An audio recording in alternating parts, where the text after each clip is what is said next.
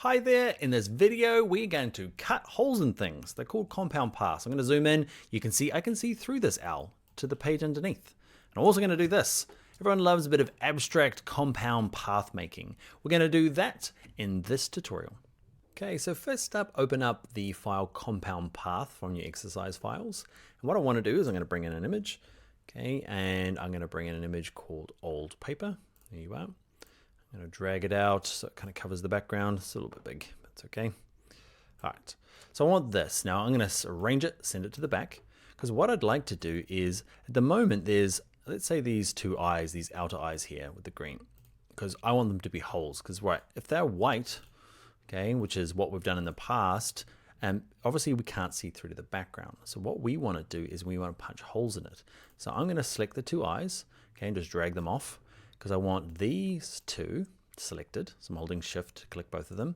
Then I also might as well do it in one big go. I want to cut that out as well, the nose, and all from this guy in the background. It comes down to layer order. Whoever's at the back gets everything cut out of them. Okay, so make sure that the owl's body is at the back, which it is for us. Go up to Object, come down to Compound Path, and go to Make. And it slices it all out, and we can see through. Let's get the eyes. We'll move them back in, and we're going to select everything, deselect the background. I'm going to fill it with white just to match what we had there at the beginning. Okay, so that's how to make a compound path. I want to add a drop shadow to it just because I might as well show you that while we're here. Let's go to Effect and let's go to Stylize. And you'll notice when you add things like drop shadows, watch this. I'm going to turn on Preview to show you the defaults. You see it's a little bit weird. You're like, it's all kind of layered and stuff. So what you need to do first is have it all selected and then group it. So Object, Group, and then if I go to Effects and go to Stylize, I can go to Drop Shadow. And because they're all one group, they'll kind of act how you imagine they would act. Okay, and I'm just going to drop this down to something not totally massive. Still pretty big, Dan. Let's go one down here. All right, that's what I want. Let's click OK. So that's my first compound path. Next thing I'd like to do is I'm going to open up a new document, and we're going to do that one we saw at the beginning with all the squiggles. Same sort of principle. So I'm going to open up a document. I'm going to make sure it's RGB. Okay, so twirl down advanced. Why? Because it's just a better color scape. Look at the earlier video for RGB about why. Okay, and what I'm going to do is I am going to grab my pencil tool. He's underneath my shaper tool. Grab the pencil tool. If you double click it, make sure the smoothing is right up and the keep selected is unticked. It's just going to help us with our lines look smoother. And I'm going to draw a few different squiggles. So what I'll do is I'm going to draw one initial one kind of around the outside. I'm just kind of doing blobby, moving around. Watch when I let go. Come back to the beginning, because you see right back to the beginning, and it kind of makes it one shape, which is cool. I'm making another one. How many of these do I want? I think I want 5. I can never remember. Doesn't really matter. This one's going to have a extra blob in there. All right, and maybe one more. It's going to go underneath there. Oh, yep, I like what I'm doing here. Exciting myself. So I've got all my shapes here now. Okay, so what I'm going to do to make this easier for everybody to understand, it's easier probably just to go, you're the beginning shape, you're the next shape. I'm just keeping a nice bit of space between them all to make it easy while we're working. Okay, so I've got all these shapes. I would like some rectangles. Okay, so I'm going to draw a rectangle that covers the page. Doesn't really matter how big these are really. And I'm going to grab it. Okay, and I'm going to stick this, what have I got? I've got no fill. I'm going to pick a color. Okay, and I'm going to grab it and select it underneath. Cool. And these need to be at the back, right? Okay, so we need to go arrange, send to back, and I'm going to have 1, 2.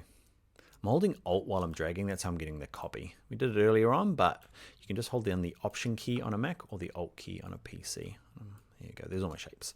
Now I'm going to pick some colors because I want to. Let's go to Window, we use color themes. Okay, and we used this earlier on in the tutorial. I'm using the Explore. And I'm going to pick some colors from here.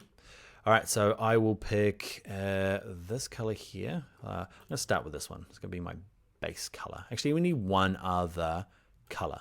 That's what we need. Okay, we need 5 segments. So this bottom one's going to be this color, green. Click on this one. You're going to be this yellowy color. You peach. Let's say running out of color names.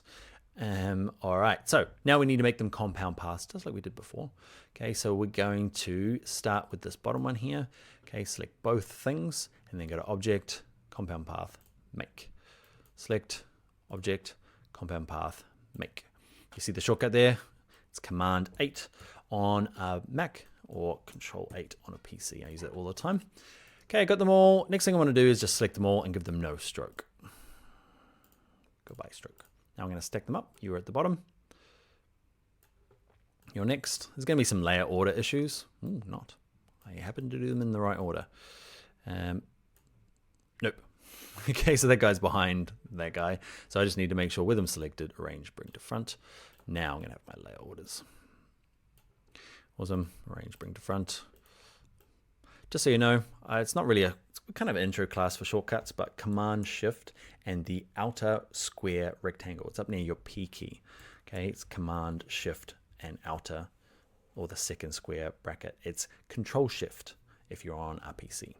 So I've got all my colors. Okay, they're all lined up, and what you saw at the beginning though, there's like a nice little effect applied to them. So kind of like, well, it is the drop shadow, makes this look a little nicer. So I am going to select it all. I'm going to close down my color themes, and I'm going to go to Effect. I'm going to go to Drop Shadow, under Stylize, Drop Shadow, and we're going to play around with this. Make sure Preview's on, and I guess this will come down to the size of your page, what kind of squiggles you did. So by default, yeah, it's a bit small, that one, 1, 1, 1. I'm going to go to, I'm going to pretend like I'm just fluking this, but I practiced this before the video to try and make it look awesome. 7, 7, and this one here looked good at 20. Okay, the offset is just like left and right, so it's kind of like the sun shining up there. The blur is, you watch it'll change from this kind of really hard edge to a really kind of soft edge. Does it look great? Looks okay. Let's click OK on this. Now, one thing before we move on is that you might find your machine is running super slow. Okay, the reason for that is because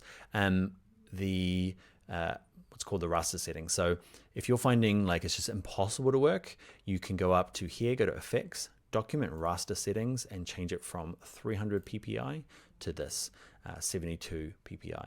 The only problem with that is it's gonna change the resolution for when you output this. So when you go to print, it's not gonna look as good.